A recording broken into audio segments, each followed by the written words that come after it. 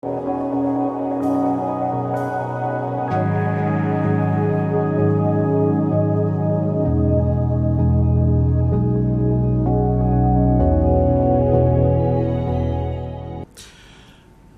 quelques années, le Congo espère une autosuffisance alimentaire qui tarde à venir malgré plusieurs initiatives. La Journée internationale de la femme 2018 a servi d'une nouvelle opportunité pour le gouvernement congolais qui, face à la crise actuelle, et a l'obligation de diversifier l'économie congolaise, donc d'affirmer son engagement vers cet objectif à travers un thème révélateur, l'implication de la femme congolaise dans la lutte pour l'autosuffisance alimentaire de produits de base. Alors, question, comment cette fois-ci impliquer efficacement les femmes dans le développement tant recherché de l'agriculture? C'est donc notre thématique du jour, et pour en parler sur ce plateau, j'ai le plaisir de recevoir exclusivement les femmes.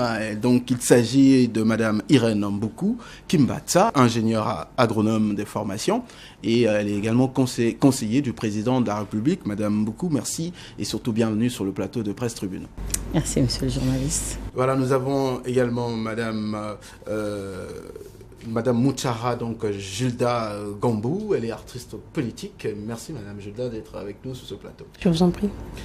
Elle nous vient de la RDC, elle c'est Karib Yunduka, journaliste, donc merci et bienvenue dans Presse Tribune. C'est à moi de vous remercier. Voilà, elle c'est Ursula Romaine, donc elle est journaliste à Top Télévision, voilà, elle est là. Merci Ursula d'être là. C'est bien, merci. Mesdames et messieurs, vous l'avez compris, c'est donc votre magazine Presse Tribune qui commence avec ce nouveau numéro. On se retrouve tout de suite.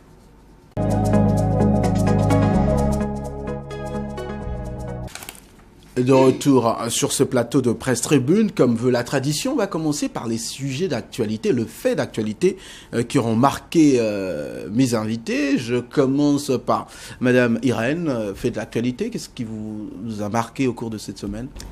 Ce qui m'a marqué au cours de cette semaine, c'est le salon de l'agriculture en France. J'ai passé 5 jours. Ouais.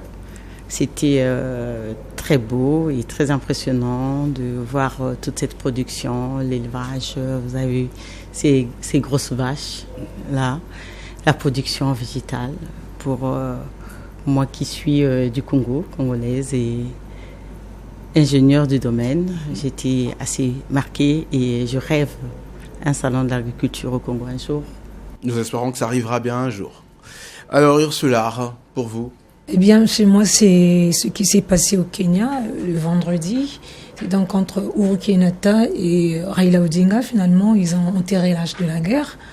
Ils ont fait la paix et c'est vraiment une bonne chose. Bien que Raila n'ait pas accepté la réélection de l'autre, mais à peine, donc on peut dire qu'il a finalement avalé sa pilule amère. Voilà.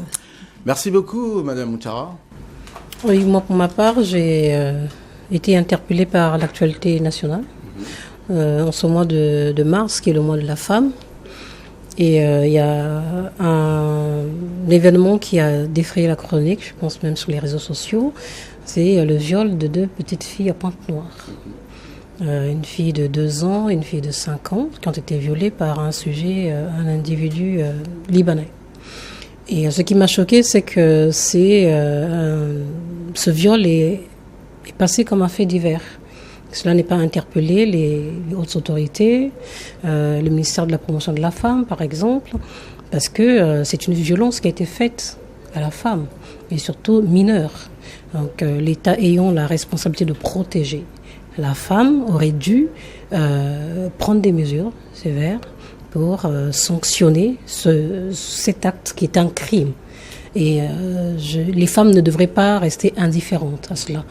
Sous d'autres cieux, les femmes se seraient levées, les mères se seraient levées pour dénoncer cela, pour que tout homme qui pense passer à l'acte réfléchisse à 2 fois. Nous voyons sur les réseaux sociaux comment est-ce qu'on traite les violeurs. En Arabie Saoudite, il y a une vidéo qui circule sur le net où un violeur a été abattu en public. Au Congo, je pense qu'il faudrait qu'on prenne conscience. On ne souhaiterait pas quand même qu'on arrive à abattre les gens en public. Il faudra laisser la loi la justice. De dissuader. Hein, parce que... Mais sauf que c'est condamné par les lois de la République. Bon, Castan-Étienne, Madame Carib, on va terminer avec vous. Merci. En fait, moi, ce n'est pas un sujet d'actualité. C'est juste en fouillant dans mes articles que j'ai découvert que la femme noire a toujours été marginalisée à un point où moi-même, quand je lisais, j'ai dit, c'est quoi ça? Au Brésil, à une époque, pendant l'époque de l'esclavage, la femme noire était pas seulement l'esclave, mais elle était aussi la nourrice des enfants blancs. Et ces enfants-là, quand ils grandissaient, ils devenaient des maîtres de ces femmes-là. Il y en a qui le faisaient fouetter, là, il y en a qui le prenaient dans leur couche. Pour moi, j'ai relié ça à, jusqu'à aujourd'hui, le sentiment de la femme n'a jamais été pris en compte. Le psychique de la femme n'a jamais été pris en compte. La femme, elle supporte. La femme, elle est là, elle doit... C'est la femme, hein, c'est la maman, hein, elle doit supporter. Ça passe comme ça, inaperçu. Or, c'est sorte de blessures. De blessures graves. Qui nous tuent chaque jour à petit feu. Donc, personne ne s'en rend compte. D'accord, donc d'où c'est à vous de prendre le taureau par le corne. Et d'ailleurs, c'est le sens de la journée internationale de la femme. Et tiens, la question, je le pose à qui veut répondre à la première question. Merci donc pour cette partie de faits d'actualité. Mais est-ce que avez-vous les sentiments, mes chères dames, que tel que pensé par les Nations Unies, une journée de réflexion sur les droits de la femme, est-ce que les sentiments que vous avez au Congo, c'est ça ce qui est appliqué ou c'est plutôt ça commence à la maison avec le mari qui nettoie les assiettes et ça finit en boîte le soir? Il suffit de constater, de regarder, jeter un regard autour de soi. Et ça date d'hier. Hein. On est le 9. Hier, c'était la journée internationale des droits de la femme. Et on a tous constaté que la femme congolaise est très loin de l'esprit même de cette journée. Parce que lorsqu'on revoit l'historique de cette journée, c'est une journée qui est consacrée à la lutte pour le respect des droits des femmes. Donc ça vient des luttes ouvrières. Donc logiquement, c'est une journée qui doit être consacrée à un bilan du chemin parcouru jusque-là et de définir les défis à venir. Et nous savons très bien que la femme congolaise a beaucoup de problèmes. Donc la journée du 8 mars doit être pour elle une occasion de dénoncer déjà ce dont elle est victime et d'interpeller les autorités pour que l'État, que le ministère de la promotion de la femme prennent réellement à bras le corps les problèmes auxquels elle fait face. Malheureusement, ce n'est pas le cas. On se rend compte que finalement chez nous, ça se résume au port du pan, c'est une fête, alors que la femme congolaise n'a pas le cœur à la fête. On va y revenir, on va en parler, c'est notre sujet du jour. Alors, Madame Irène, vous avez suivi, ça s'est passé à Pointe-Noire. On a vu depuis l'arrivée de Madame Ingani, qui est donc la ministre chargée de la promotion de la femme, la journée de la femme commence à prendre un peu une dimension spectacle. Est-ce que cela ne vous inquiète pas? Je ne suis pas sûre que ça soit forcément une journée de spectacle. Je ne suis pas sûre. Mais nous n'allons pas nous dérober de nos habitudes. La femme congolaise, c'est une femme qui aime la fête, qui aime s'habiller proprement. Mais parmi ces femmes-là, il y a des femmes qui réfléchissent. Tout à l'heure, Mme Ouattara nous a dit que c'est une journée de réflexion. Effectivement, cette journée doit être une journée de réflexion. Une journée bilan. Que faisons-nous du futur? Les filles que nous sommes en train de mettre... Parce que nous sommes à l'interface de nos mamans qui ont lancé ce combat avec le slogan « Seule la lutte libère ». C'était déjà parti de là. Nous sommes partis de combien de femmes au gouvernement? Aujourd'hui, nous en avons combien? Effectivement, ça m'a fait plaisir hier de voir qu'il y avait des anciennes congolaises ministres de la promotion de la femme qui étaient aussi là. Comme l'a dit tout à l'heure Mme Ouattara, je pense que toutes ces femmes qui sont passées à la promotion de la femme devaient s'asseoir avec un nombre donné de femmes reconnues, que ce soit des femmes de l'opposition ou de la majorité. Le combat, il est unique. C'est un combat de femmes. c'est pas un combat de parti, partis. de gauche ou de droite.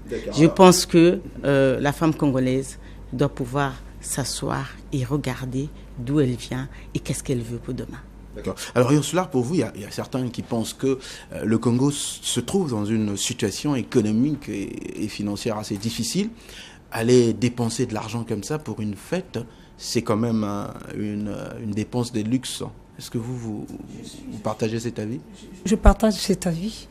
Et moi, je peux même poser la question à tous ceux qui nous suivent, ou encore à mes chères femmes qui sont ici sur ce plateau. Qu'est-ce que ça nous a apporté la journée d'hier? Sur le boulevard, défiler, s'habiller, ça nous a apporté quoi? Mais non, on n'a pas besoin de ça. D'aucuns diront aussi c'est une manière, c'est symbolique. Symbolique. C'est symboliser un peu. Nous l'avions fait, nous l'avions fait le 8 mars 2017 sur le boulevard Alfred Raoul. Qu'est-ce que ça nous avait apporté? On n'a pas besoin de ça. Lorsqu'on part d'une journée de réflexion, asseyons-nous. Essayons de voir qu'est-ce que nous avions fait. Arrêtons avec ces slogans.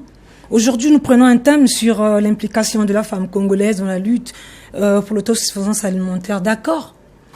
Et le thème de l'année dernière, qu'est-ce que nous en avions fait? C'était quoi, les femmes dans un monde du travail en évolution, planète 50-50 à l'horizon 2030? Et nous avions parlé de ce thème comme ça pendant une journée, et après c'est fini. Ben déjà, il faut et dire cette année, nous prenons un autre thème, et puis demain, ça va finir. Ursula, il faut quand même reconnaître les efforts de la femme. Aujourd'hui, la Constitution reconnaît la parité entre hommes et femmes. La Constitution congolaise, c'est quand même des choses qui ne sont pas arrivées comme ça. C'est bien, Serge, de reconnaître la parité. Et c'est aussi bien de l'appliquer. Merci, on va revenir à vous. Madame Caraïbe, vous avez certainement aussi, on voit même de l'autre côté, c'est plutôt même des petites filles qui s'habillent en pagne. Vous aussi, vous étiez en pagne hier? Heureusement, j'étais chez vous.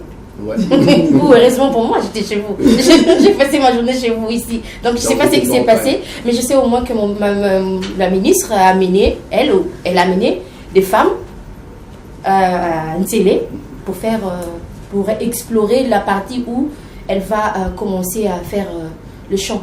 Donc pour elle est dans un peu la doctrine de Musée. Elle voudrait créer des espaces d'agriculture et aider avec cette production, que ceux qui ne peuvent pas aller vers cette agriculture, avoir au moins le produit de l'agriculture à vil prix. Donc je crois que c'était ça son idée, à voir ce qu'elle disait. Mais je vais un peu, donne-moi une minute, je vais soutenir Ursule qui dit, oui c'est vrai, les lois ont été votées, mais j'ai l'impression que les hommes nous tiennent en laisse. On dirait qu'ils vous donnent quelque chose, mais quand même, ils vous tiennent en laisse. Ils disent, vas-y, allez-y. Ben, après, ils vous tirent. Et quand vous voulez attraper la chose, ils vous tirent encore. Ils font de lois. C'est eux qui font les lois au Parlement, avec certaines femmes, bien sûr. Mais ces lois-là, ça s'applique sur qui? Est-ce que ces hommes-là s'assurent que ces lois qui ont été faites pour nous, qui ont été votées pour nous, s'en suivent des actions? Non. Je crois que ce sont les premiers. Excusez-moi, hein. Excusez-moi les hommes, mais ce sont les premiers à nous mettre des bâtons dans le roue. Dans le roue. Ça c'est votre point de vue, mais moi je pense que c'est à vous plutôt d'arracher ce que vous voulez. Alors là, du coup, vous nous quelque chose qui est dans un coffre. Si on ne connaît pas la combinaison du coffre, on peut pas. D'accord. Alors vous nous mettez en plein de ce dont nous sommes déjà en train de parler. Le thème, moi la question, Madame Moutchara, quand on parle de l'implication de la femme, est-ce que pour vous, c'est pas une fuite en avant? Parce que on sait bien que la question de l'autosuffisance alimentaire, l'implication de la femme dans l'agriculture, par exemple, depuis des lustres, ça a toujours été le cas, la femme. C'est toujours elle qui va faire le champ, qui prépare. Est-ce qu'aujourd'hui, c'est pas une fuite en avant pour des échecs passés? Écoutez, la femme n'a pas attendu qu'on l'appelle, qu'on la désigne, qu'on l'implique. La femme a toujours cultivé son champ. Elle a toujours nourri sa famille, sa maison. Donc ce thème, je le trouve, c'est comme une excuse. C'est comme on veut se cacher derrière ce thème pour dire que finalement on va faire porter la responsabilité à la femme de la mauvaise gestion, de la mauvaise gouvernance. C'est un scandale. Moi je m'insurge contre cela et ce qui s'est passé hier, parce que ça nous ramène à ce qui s'est passé hier, est scandaleux. Il faudrait que les femmes du Congo s'indignent. Depuis notre accession à l'indépendance, nous avons appliqué des politiques agricoles qui ont été des échecs, qui n'ont été que des slogans. Nous avons eu l'autosuffisance d'ici à l'an 2000, nous sommes en 2018. Nous avons eu une école en champ et aujourd'hui, on importe des produits alimentaires à hauteur de 120 milliards chaque année. C'est un scandale. Et comment peut-on aujourd'hui demander à la femme de prendre la responsabilité de redresser l'économie à travers l'agriculture? Et nous avons vu les images, la ministre de la Femme, les dons qu'elle a faits aux femmes, ce sont des houes, des râteaux, des brouettes. On ne peut pas développer l'agriculture aujourd'hui avec des outils aussi rudimentaires. C'est de la raillerie. Et à quelle femme s'adresse-t-on? À la même femme qui aujourd'hui est la principale victime de la crise économique. Vous savez, il faudrait qu'on nous puissions parler franchement. Les femmes représentent près de 60% de la population de notre pays. Donc tout repose sur la femme. On ne peut pas développer un pays, le Congo, sans prendre soin de la femme. Or, ce que je constate tout simplement, c'est qu'on a oublié la femme, on l'a ignorée. Et la femme a été victime de multiples injustices, des violences. Et sur cette question, on n'a rien fait. On n'a rien fait, mais aujourd'hui, on lui demande à elle de repartir dans les champs. C'est une injustice. Il faudrait que les femmes se constituent. Moi, je pense dans les pays développés, les femmes auraient demandé à Madame la ministre des comptes sur ce qui a été dépensé hier et faire la comparaison, parce que les femmes au Congo, il y a beaucoup de femmes retraitées par exemple qui n'ont pas leur pension. D'accord, on va revenir à vous, madame. Excusez-moi madame Moutara, on va revenir à vous. Justement, vous avez parlé quelque chose d'important. Pour vous, c'est une injustice. Je veux poser la question à madame Mboukou. Vous avez aussi ces sentiments, vous, que c'est une injustice? Je pense pas que ce soit une injustice. Je retiens une chose très importante, madame Moutara, quand elle dit la femme a toujours cultivé. La femme a toujours eu son petit champ de cases. Et j'ai rendu hommage aux femmes congolaises dans ma thèse de doctorat que j'ai soutenue, ça fait 20 ans de cela. Et dans cette thèse, il n'y a pas très longtemps, mon directeur de thèse m'a rappelé. Et ces femmes agricultrices que tu as rendu hommage. La femme congolaise a toujours travaillé. Chacun de nous ici a en elle, en ce qui concerne les femmes, quelque chose de cette agricultrice qui m'a toujours marqué depuis mon enfance par ma grand-mère, qui a toujours tenu son foyer, toujours nourri ses enfants, qui les a élevés, ses petits-enfants. Nous n'avons pas attendu 2018 pour que la femme africaine, ou là je parle de la femme congolaise, fasse l'agriculture. Je pense, si je fais une lecture dans la politique actuelle de Madame la ministre de la promotion de la femme, la méthode peut être critiquable, la méthode peut être mauvaise, mais il y a une volonté de pouvoir accompagner la femme agricultrice. La femme dans l'agriculture. Mais excusez-moi de vous couper, madame, mais il y a eu aussi de volonté. Parce qu'on dit on ne peut pas construire l'avenir sans regarder dans le passé. Madame Moutara nous a rappelé tout à l'heure le plan quinquennal. Nous sommes en 1982-86, où l'agriculture était priorité de priorité. Et ça continue comme ça jusqu'au plan d'ajustement structurel. On a aussi mis l'accent sur l'agriculture. Je suis d'accord avec vous. Pourquoi depuis tout cela, on n'arrive toujours pas à nourrir le Congolais à travers l'agriculture? Mais justement, c'est par rapport à ces projets ou programmes ratés que les nouveaux programmes sont mis en place. C'est en tenant compte de cela qu'on essaie de corriger. Il n'y a pas très longtemps, je pense que vous avez suivi tous le compte rendu du Conseil des ministres le mercredi, il y a une semaine de cela, où le président de la République a instruit son gouvernement qu'on dégage 4 milliards. C'est très peu d'argent, je peux vous l'avouer, pour l'agriculture. Mais il faut déjà commencer par quelque chose. D'accord. On va y revenir, excusez-moi de vous couper, on va revenir sur cette question, ce programme, d'ailleurs, qui doit être bien expliqué, compris par nos populations. Mais je m'aurais quand même faire intervenir également Ursula sur la question. La volonté, en tout cas, c'est pas ce qui manque, hein, parce que on voit bien que le président de la République, le gouvernement de tout temps parle mise sur l'agriculture. On va se rappeler du fonds de soutien à l'agriculture qui a commencé, mais aujourd'hui on n'en parle plus de ce fonds d'agriculture. Il n'y a pas que le fonds de soutien à l'agriculture. Nous pouvons parler des nouveaux villages, par exemple. Qu'en est-il ? Il y a une volonté, c'est vrai, il y a eu l'autosuffisance dans les années 80, comme vous avez dit. C'est vrai, après, on s'arrête quelque part, on change de créneau, voilà les nouveaux villages. Et après, on est où ? Aujourd'hui, on va nous parler encore de l'autosuffisance alimentaire avec les femmes, ou encore ce projet-là, de planting de bananes, cacao et manioc, oui. Mais moi, je vous assure que le manioc a toujours été cultivé au Congo. Même sans gouvernement, la femme congolaise, parce que c'est vrai, c'est notre aliment de base. Mais puisque c'est la femme congolaise qui le fait avec toutes ses peines, comme l'a dit Moutsara aujourd'hui, la ministre qui vient, qui emmène des houes, mais essayez de faire un tour, même à Imvuba, vous allez voir comment ces femmes-là souffrent pour avoir j'ai besoin de tracteur, j'ai besoin de, ça manque.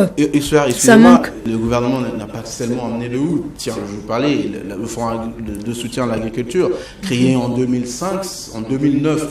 On a commencé avec 10 milliards de francs lesquels ont bénéficié de ce fonds. Et en 2013, le président lesquels ont bénéficié de ce fonds. Serge, lesquels ont bénéficié de ce fonds. Je vous donne le chiffre pour que vous commentiez bien. En 2013, le ministre Mabundu, ministre de l'Agriculture, et avec un budget express, près de 5 milliards de francs CFA, pour la culture du manioc. C'est toujours les mêmes scénarios. On va dans les villages, on donne la houe, des choses comme ça, pour qu'en réalité, pas de résultats. Et pendant qu'il était ministre de l'Agriculture, Rigobert Mabundu, en passant là, vers l'hôpital mère et enfant, Blanche Gomez, on voyait des tracteurs garés là. Maintenant, on n'en voit plus, je ne sais pas où est-ce que ces tracteurs sont partis. Hein. On n'en voit plus. Ces tracteurs étaient là, garés, pendant que à Imvuba, à Nko, ces mamans-là, on avait besoin. Et parfois, quand vous allez, ils vous disent, non, il y avait un tracteur qui était arrivé ici, mais il fallait que j'achète mon carburant. Mais tu me parles là du fonds de soutien à l'agriculture. Lesquels ont bénéficié de ce fonds ? Et d'ailleurs, le ministre... Lesquels ont bénéficié si nous parlons que c'est des ministres, des sénateurs, des préfets. Mais voilà, pourquoi ça n'existe plus finalement et qui n'ont jamais voilà par exemple. On va y revenir sur la question, Madame Carib. Vous êtes de la RDC, mais bon, il y a quand même des exemples dans ce domaine-là. Est-ce que c'est les mêmes situations qui sévissent en RDC sur l'agriculture? Parce que c'est l'Afrique centrale quasiment qui reste comme le mauvais élève dans ce domaine. En Afrique de l'Ouest, on voit bien que c'est très développé. Vous savez, personnellement, en matière de politique, la RDC et le Congo-Brazzaville, c'est comme les filles d'une même mère. Donc, c'est pratiquement la même chose. Mais je me rappelle que en matière de critique, on a régressé. Parce que Mouzé, qui sortait de la rébellion, quand il est arrivé à Kinshasa, la première chose qu'il a instaurée, c'était l'agriculture, avec le service national.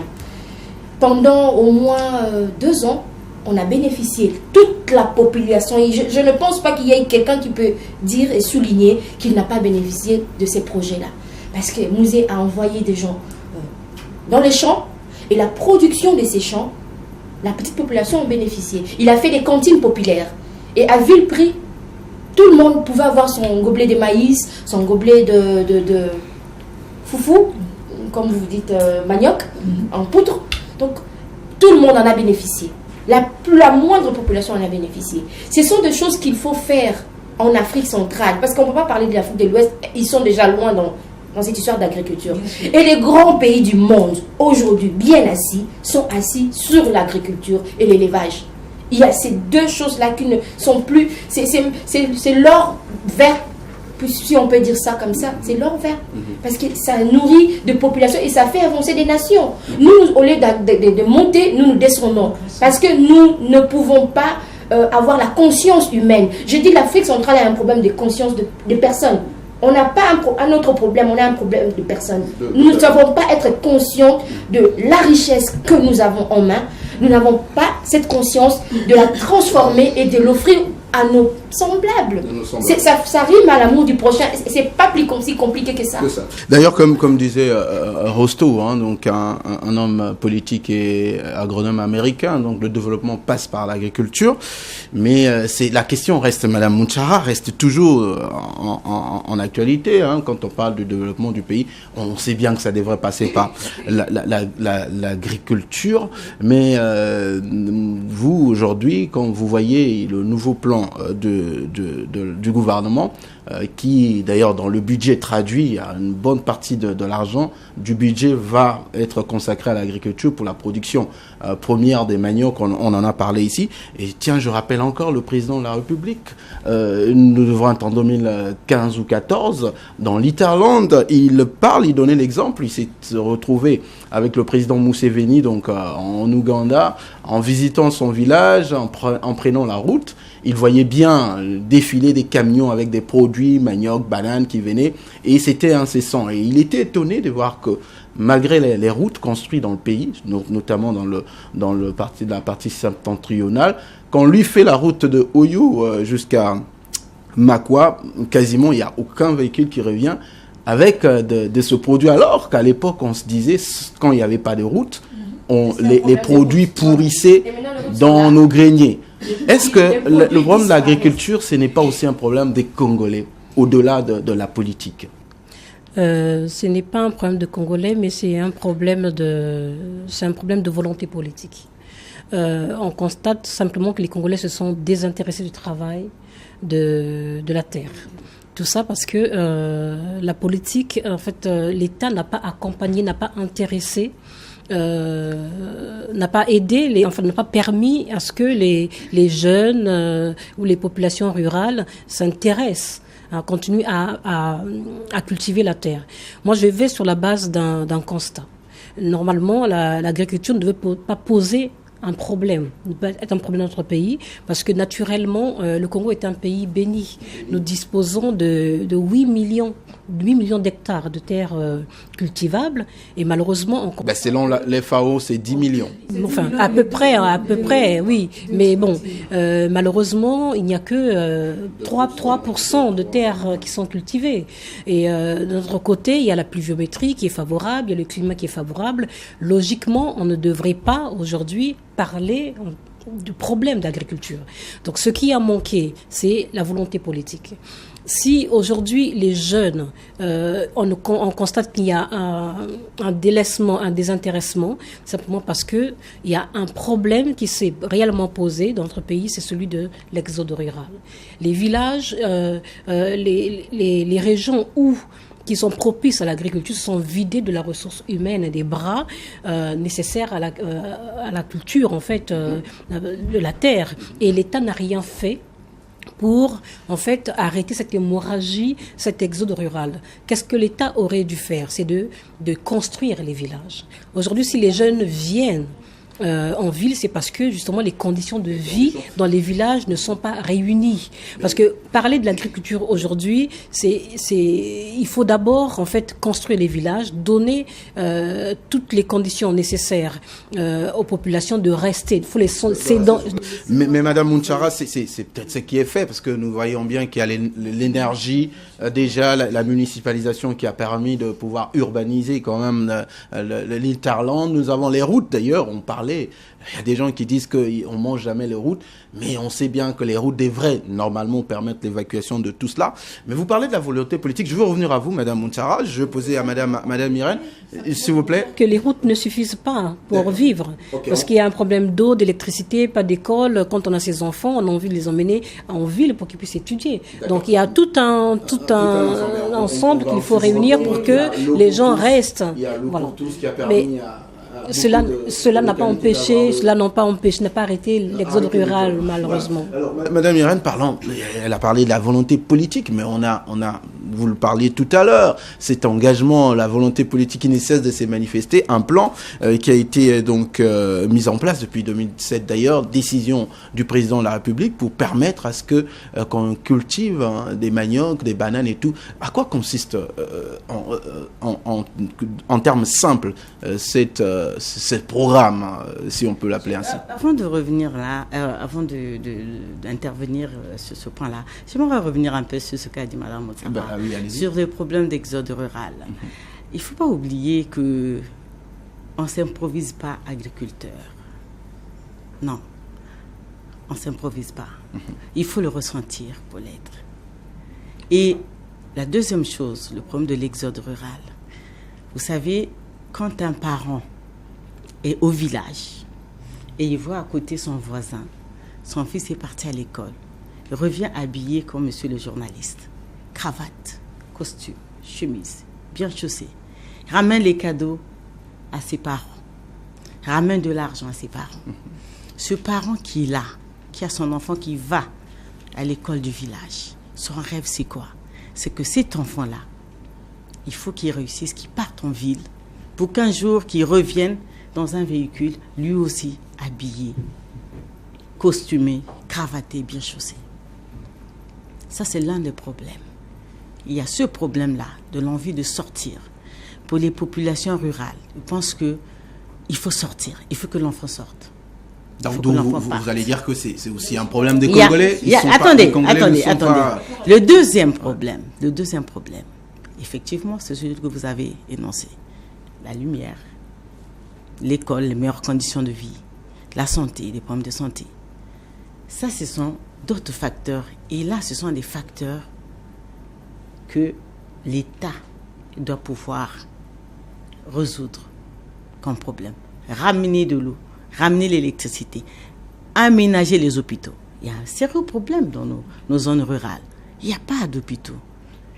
Même les centres, les CSI qu'il y a, il n'y a pas de médicaments. Il n'y a absolument rien. Absolument rien. D'accord, alors maintenant répondez à ma question. Donc, le problème de l'agriculture, c'est vrai. La question du manioc, le projet manioc, projet cacao, projet banane. Ce sont des projets qui ont été élaborés pour renforcer. Madame la journaliste l'a soulevé tout à l'heure, que le Congo a le manioc. Nous avons le manioc. Nous avons tenu contre la crise céréalière qu'il y a eu il y a 3 ans de cela, parce que nous ne dépendons pas du riz, nous dépendons du manioc. Nous dépendons de la banane. Mais nous produisons toujours le manioc.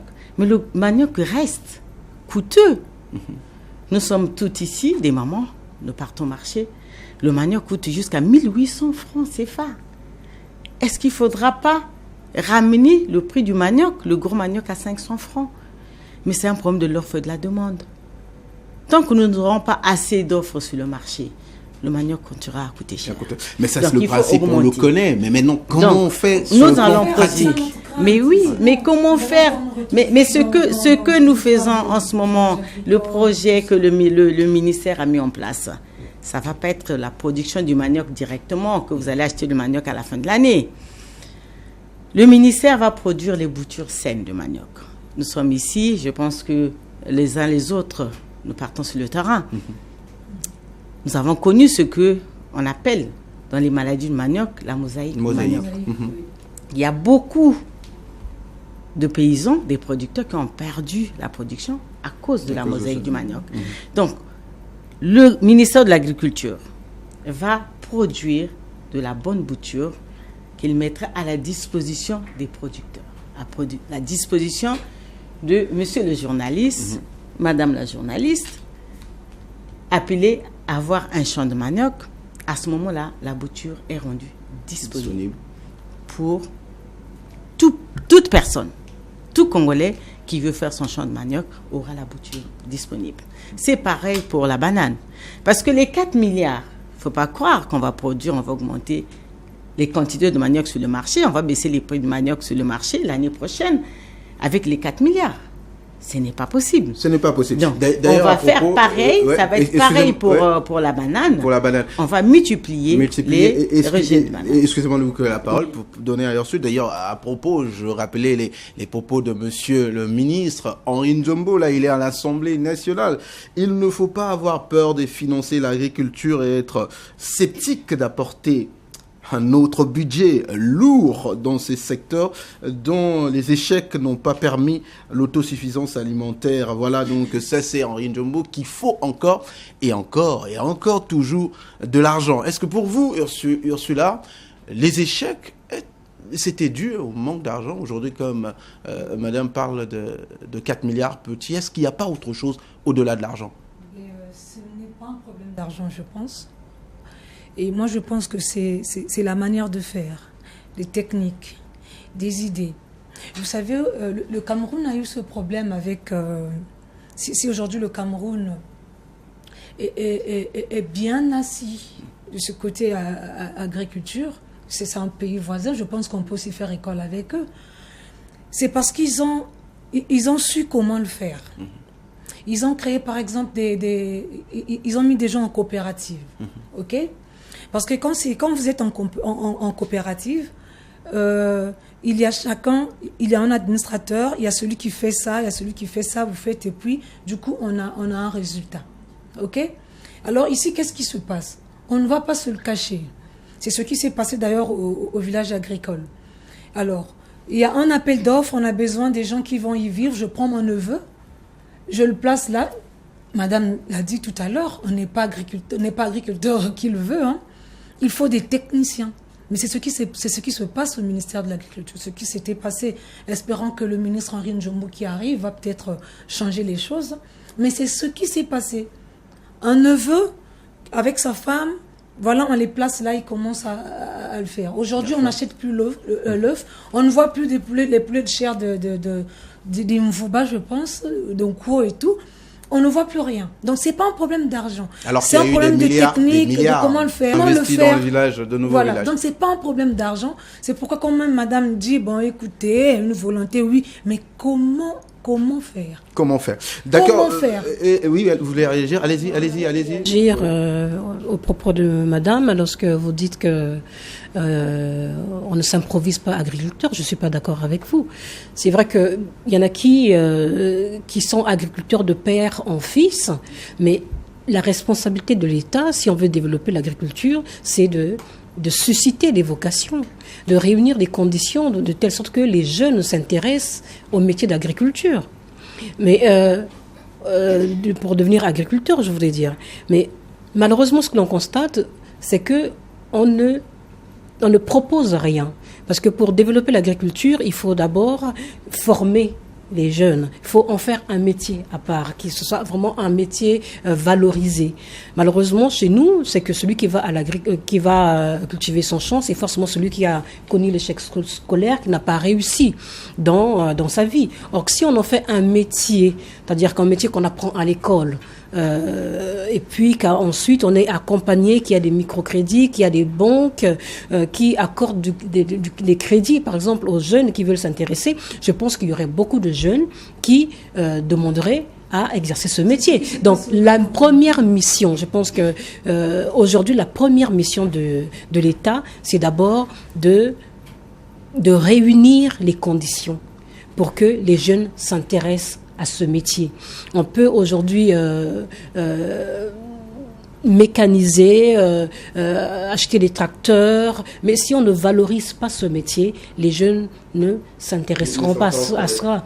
On peut être agriculteur et porter sa veste, avoir une belle maison, offrir des cadeaux, mais à condition que ce métier soit valorisé, tout simplement. Allez-y, avant que je donne la parole. Bon, allez-y, voilà. Je ne sais pas comment ça se passe ici, côté... financement. Non, pas financement, côté pratique de l'agriculture. Non, de l'exportation de ce qui s'est produit à l'intérieur. Mais nous, par exemple, nous avons un grand problème, c'est les taxes. Je vous dis, vous allez à Goma, vous avez une pomme de terre qui est grand comme un ballon de foot. pommes de terre, hein, je dis. Vous allez à Goma, vous avez des vaches, gros, je sais pas, grosses comme, je sais pas, comme cette table, par exemple, on va exagérer un peu. Mais qu'est-ce qui se passe? Le citoyen lambda qui produit ces pommes de terre, qui veut faire arriver à la capitale, mais il paye de tonnes de taxes, comme s'il allait le vendre aux États-Unis. Et cet agriculteur-là... Madame, ce que vous dites est tellement important parce que c'était même relevé par... Le Congo, chez nous, est le seul pays... Il faut pouvoir créer le climat d'affaires amélioré pour permettre à la production... En fin de compte, ça crée de frustration. Je veux produire pour le vendre où? Du coup, j'arrête la production, j'arrête l'agriculture, je vais en ville chercher un autre boulot. Et c'est ça, c'est là où je rejoins madame pour l'exode rural. L'exode rural, les gens commencent à les subir par contrainte. Il est obligé d'arrêter parce que même si je produis autant de tonnes, je ne saurais pas comment liquider ça. Donc, on a un problème. Et c'est un problème pas seulement du Congo RDC, c'est un problème de l'Afrique centrale. L'Afrique centrale a un problème en cercle. Donc tout ce qui se passe en Centrafrique, se passe en RDC, se passe en RC, c'est le problème que nous avons. Et si on a la facilité, si ces paysans-là ont la facilité d'écouler leurs marchandises, ils viendront vendre ou achemineront leurs produits en ville, ils le vendront et ils rentreront tranquillement chez eux et continuer leur production.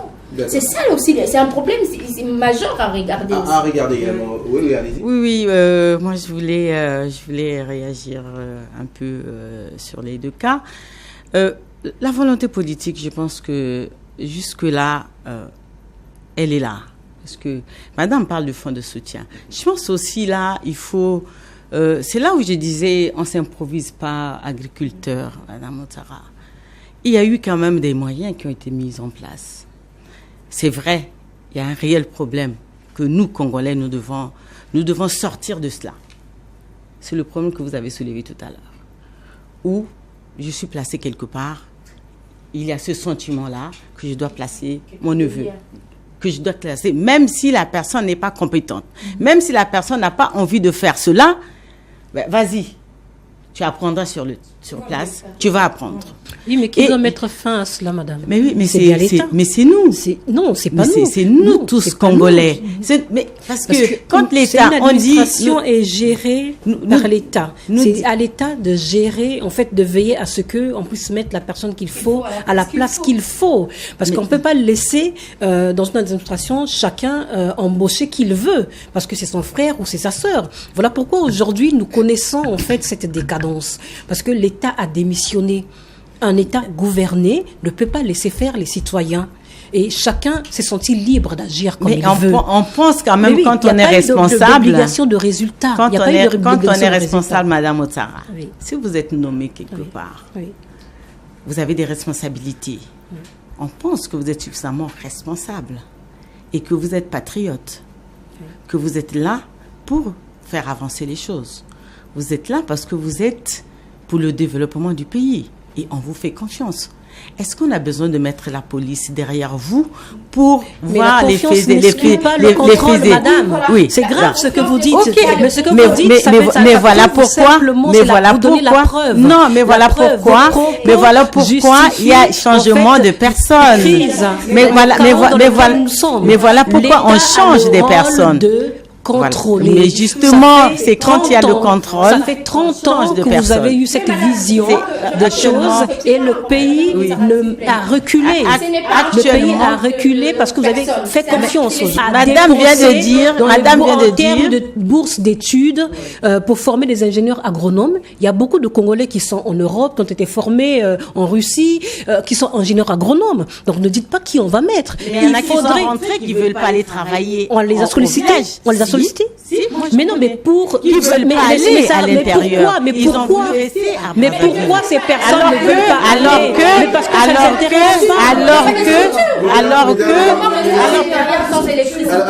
Mais quand on est agronome, on a accepté le travail de la terre. Mais à condition que l'État réunisse les conditions. Il faut mécaniser. Madame, l'agriculture. Mais oui, mais ça a été fait. Les agronomes n'ont pas accès au crédit, par exemple. Il n'y a pas d'établissement de microcrédit. Il n'y a pas de banque agricole. Les machines agricoles ont été achetées. La CIC, qui malheureusement est devenue une banque commerciale comme toutes les banques de la place. Les machines, les tracteurs, qui ne peut pas avoir accès au crédit pour acheter le matériel, la semence, puisse s'intéresser à son travail. Mais c'est le fonds de soutien qui existait. Il y a des gens qui ont bénéficié de cet argent. Mais allez au fonds de soutien, on vous donnera la liste des personnes qui ont bénéficié. Mais il faut les sanctionner. Vous avez donné de l'argent, vous n'avez pas fait de suivi. Mais qu'est-ce qu'on est en train de faire? Mais qu'est-ce qu'on fait? Mais qu'est-ce qui se fait actuellement? Qu'est-ce qui se fait actuellement? Qu'est-ce qui se fait actuellement? Qu'est-ce qui se fait actuellement? Ce sont les femmes. Madame Moutara, s'il vous plaît. Madame Moutara, s'il vous plaît. Madame Irène, on va continuer. Merci beaucoup.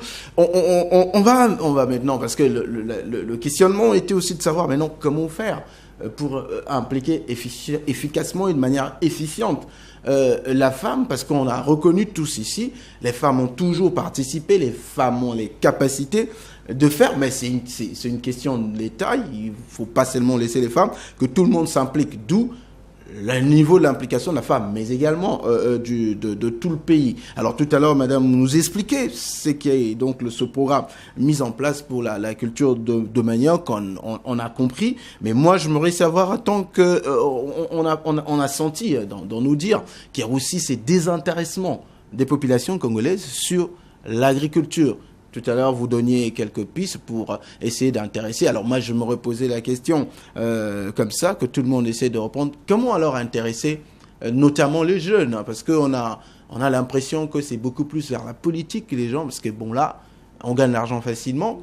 Ben, tout le monde aimerait bien gagner l'argent facilement. Aller cultiver, ça prend beaucoup de temps. Et comment on va faire pour trouver la baguette magique, transformer cette conscience pour amener nos bras valides vers l'agriculture? Allez-y. Vous allez répondre, s'il vous plaît. Elle va répondre et puis tout le monde prendra la parole. Non, mais comment on va intéresser les jeunes à l'agriculture? Moi, j'ai dit une chose qui, je pense, qui n'est pas négligeable. On ne force pas les gens à aller faire l'agriculture. On ne force pas. Il faut que ça vienne des personnes, qu'ils sentent qu'ils veulent faire l'agriculture. Si vous pensez que parce que vous avez mis toutes les conditions, il y a l'électricité, vous avez mis de l'eau, vous avez donné des crédits. Moi, j'ai travaillé au PDARP. Je peux vous dire, nous avons apporté des crédits au groupement de jeunes. Vous savez qu'est-ce qu'ils en ont fait? Qu'est-ce qu'ils en ont fait de ces crédits-là? Ils n'ont pas fait ce qui était défini dans le projet. La condition, c'était qu'il fallait qu'il y ait un projet. Les groupements des jeunes qui sont retrouvés autour des projets, ils ont apporté des projets. Ils ont reçu de l'argent de la Banque mondiale et le gouvernement. Ils n'ont jamais mis en place. Alors, si nous devons sanctionner tous ces jeunes-là, c'est tous ces jeunes-là qui seront à la maison d'arrêt. Il n'y aura pas de place. Non, mais vous savez, ils sont combien? Il y a combien de groupements? Non, madame. Oui. Vous allez terminer par là. S'il vous plaît, je vais ajouter ce que vous dites. Oui. Ça veut dire qu'on peut aussi aller de ce qui s'est fait maintenant avec les Sud-Africains qui ont pu avoir 80 000 hectares dans la partie sud du pays. C'est-à-dire on peut également ouvrir notre agriculture à d'autres mais c'est pas fermé, l'agriculture n'est pas fermée. L'agriculture n'est pas fermée. Je peux vous dire, il n'y a pas que les Sud-Africains. Il y a des Espagnols à l'Udima, la société Tolona. Il n'y a pas que ceux-là. Il y a d'autres. Il y a des Brésiliens qui sont là. L'agriculture n'est pas fermée. Elle n'est pas fermée du tout. Le Congo est ouvert à tous ceux qui veulent entreprendre dans le domaine de l'agriculture. Et c'est attendu aussi, les nationaux. On ne va pas demander qu'aux étrangers de faire l'agriculture. Les nationaux qui veulent bien, parce que les gens qui ne sentent pas l'agriculture, qui ont pris de l'argent au fonds de soutien, je reviens vers la journaliste qui a parlé de fonds de soutien, c'est un réel problème. Des personnes qui ont cru, qui ont voulu s'improviser agriculteurs, ils sont allés prendre des prêts. Mais qu'est-ce qu'ils ont fait de cet argent? Merci beaucoup, madame. On connaît d'ailleurs, parce que même le ministre Mabundu a cité des ministres, des sénateurs, des députés, voilà, ils sont connus. Maintenant, on attend voir ce que le président a promis, donc la sanction. On attend les sanctions. Voilà, au-delà de tout, Comment alors, moi j'aimerais bien quand même que vous partagez votre ressenti sur cette question. Comment impliquer plus la jeunesse dans l'agriculture, parce que ça semble être quand même un sésame pour déclencher le développement du pays. Ben, il n'y a pas d'autre, il n'y a pas 36 solutions. La chose à faire, c'est que l'État doit réunir les conditions. La première condition, c'est la formation. Nous, aujourd'hui, on veut impliquer la femme dans l'agriculture, mais de quelle femme s'agit-il? Il faut d'abord former. Il ne faudrait pas qu'on fasse les choses comme il y a 10 ans, 20 ans, où on ne s'est pas assuré d'une ressource humaine qualifiée. Il y a un secteur, ce qu'on peut appeler en fait, il faut une école où on forme ces jeunes pour les intéresser, pour leur expliquer l'intérêt. Mais il y a les centres, par exemple. Il y a quand même les centres d'expérimentation avec le chinois ici quelque part. Il y en a des écoles. D'abord, la formation. Les écoles existent. Mais après, lorsque ces jeunes sortent de l'école, est-ce qu'il y a un suivi? Qu'est-ce qu'on leur propose? Ce qu'on veut, c'est qu'une fois qu'on a eu son diplôme, eh bien, chacun repart dans son village, choisit un lopin de terre, prend une houe et se met à cultiver. Non. Lorsqu'on sort de l'école, une fois qu'on a formé un jeune ou on a payé ses études, il est devenu ingénieur agronome, il faut lui donner ce dont il a besoin, c'est-à-dire avoir accès au crédit, par exemple. Madame Mouchara, excusez-moi, on reproche également en Afrique de former des agronomes, alors que nous avons besoin des gens sur le terrain, parce que les agronomes, finalement, ça reste dans le bureau. Oui, mais non. Un agronome est fait pour cultiver son champ, pour faire de la recherche. Il y a plusieurs branches. Le champ, mais accompagner, encadrer, mais être sur le terrain. On ne peut pas être agronome et ne pas toucher à la terre. Franchement, moi, je ne vois pas un agronome dans un bureau. Non. Logiquement, une fois qu'on a fini, une fois qu'on a fait ses études, eh bien, l'État doit mettre à disposition de cet agronome, en fait, doit lui permettre l'accès au crédit. Au Congo, il y a un problème, c'est qu'on n'a pas de banque, agricole. Ce qui fait la différence à d'autres pays. Au Bénin, par exemple, on voit des gens qui se lancent dans des projets agro-pastoraux parce qu'ils ont accès au crédit, au microcrédit, ce qui n'existe pas chez nous. Merci beaucoup. On va donner donc la parole à Madame Karim. Monsieur, je suis habitué trop, monsieur. Madame Karim. Ça me crée toujours de lapsus. Alors, en fait, j'aimerais aller dans le sens de mes sœurs, mes grandes sœurs, en disant que ce n'est que la solution. La seule solution, c'est faire l'école, donner aux enfants cette envie-là. Je ne sais pas. D'aimer la terre. Voilà. Moi, je vais vous donner un exemple. Malheureusement, le temps passe vite. Moi, j'ai commencé à payer mes frais scolaires quand j'avais 15 ans. Non parce que mes parents étaient incapables. Non, mais parce que ma mère nous a obligés de faire nos plates-bandes, en même temps qu'elle faisait ses plates-bandes, à vendre. Donc, quand les mamans viennent acheter ces plates-bandes, elle nous cédait quelques vendeuses. On vendait nos plates-bandes, du coup on avait notre argent de poche et ils nous disaient, bon, vous avez combien là? Moi j'ajoute, allez payer vos frais. Et aujourd'hui je suis incapable de rester dans une parcelle sans creuser. J'ai l'impression qu'il manque quelque chose, c'est moi. À la place de la pelouse, moi je mets mon matembele, mes tomates. Ça veut dire c'est une culture que j'ai appris. Si nous, les parents, apprenons ces cultures à la maison, à l'école les enfants apprennent la même culture, je crois que ces enfants-là seront des excellents... faiseurs de terre. Merci beaucoup. Ursula, on va te donner la parole avant de donner 30 secondes pour terminer parce qu'on n'a plus assez de temps. Dans cette idée-là de comment faire et qu'est-ce qu'il faut faire, c'est vrai que les autres ont parlé d'études et tout. Après les études, voilà, tout à l'heure... Madame a parlé des groupements des jeunes qui ont perçu de l'argent mais après qui n'ont rien fait. Moi, je pense que parce que vous les avez recensés dans un bureau. Non. Est-ce que c'était vraiment des agriculteurs ou encore c'est des jeunes qui ont fabriqué un projet et qui viennent vous présenter un projet, vous regardez, exact, c'est normal, c'est bon, on décaisse de l'argent.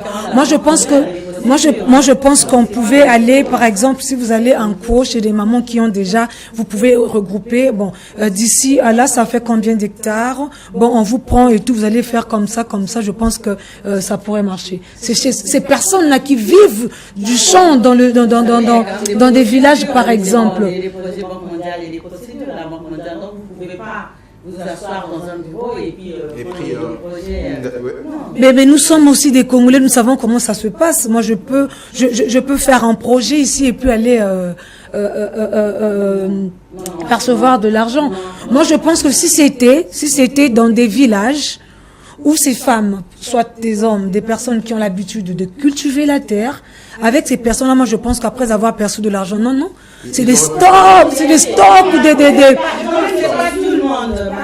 Il y a des personnes, il y a des groupements. Non, je dis juste un mot. Non, il y a des groupements qui avaient bien exécuté avec l'argent qu'ils avaient reçu, surtout les groupements des femmes.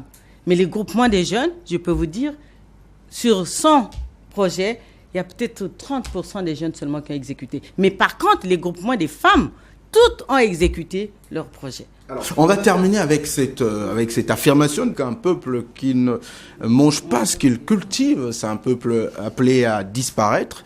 Ça veut dire qu'on est appelé à disparaître, madame? Non, pas du tout. On se ressaisit. On se ressaisit puisque nous redéfinissons les stratégies et les projets ou programmes que nous voulons mettre en œuvre. Je voulais revenir un peu sur la journée de la femme où on a appelé la femme à l'autosuffisance alimentaire. Les femmes qui vont être, selon ce que j'ai compris, les femmes qui seront prises en compte, qui vont être accompagnées, ce sont les femmes qui sont déjà sur le terrain. Des femmes maraîchères, des femmes agricultrices, ce sont celles-là. Maintenant, comme j'ai dit au début, les méthodes de mise en œuvre, cette volonté-là, peuvent être condamnables. Tout à l'heure, on parlait des où. On ne peut plus continuer. Il y a autre chose qu'il faut rajouter pour dynamiser ces femmes-là. C'est des petites crèches dans des villages. Ces femmes qui vont travailler avec des enfants au dos, elles ne peuvent pas être performantes. Il faut essayer de réfléchir comment accompagner ces femmes-là dans les villages. Merci beaucoup, madame. Madame Moutara, on va pas disparaître, hein. Espérons-le. Non, pas du tout, parce que ce serait... non, on ne va pas disparaître. Mais seulement, il faudrait que l'État... Moi, je suis pour que l'État prenne ses responsabilités. Les femmes qui vont...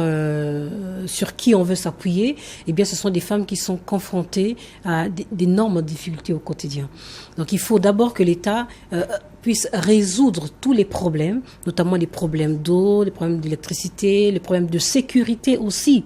Ça, c'est un problème important, majeur. Beaucoup de femmes ont abandonné le travail dans leur champ, abandonné leur champ du fait de l'insécurité. C'est dans le cas par exemple dans le Poul, par exemple. Je pense que beaucoup de femmes ne reprendront pas le chemin des champs parce que, de peur d'être violées, d'être attaquées par un bandit. Donc, il y a tout un dispositif de mesures à prendre autour de la femme, la protéger. Il faut prendre des lois pour protéger la femme, pour que celle-ci s'intéresse, qu'elle soit réellement intéressée par le travail de la terre. Merci beaucoup.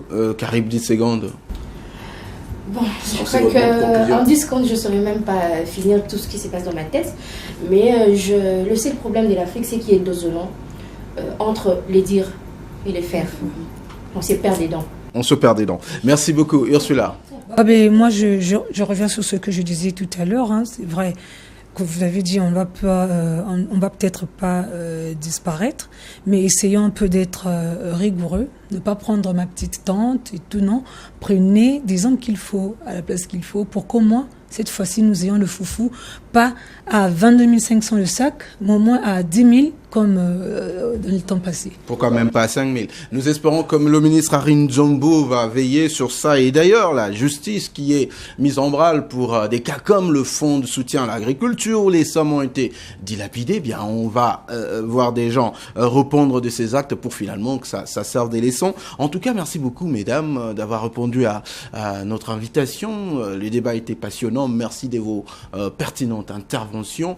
Et nous espérons que cela montre également que les femmes ne savent pas seulement préparer et ces terres, savent également parler et contribuer à l'avancement de la chose publique. Merci madame beaucoup, merci. Je vous rappelle, elle est donc agronome des formations, conseiller du président de la République. Ursula Romaine, journaliste à Top TV. Carib, elle est donc journaliste de la RDC. Madame Moutara, actrice politique. Vous, à la maison, merci de nous avoir suivis. Vous pouvez continuer le débat à travers nos adresses de réseaux sociaux et nous nous donner des commentaires, vos avis sur notre adresse SMS à travers ce numéro qui s'affiche. D'ici là, les débats continuent chez vous. On se retrouve les dimanches prochains avec le même plaisir et le même sens du devoir. À la prochaine.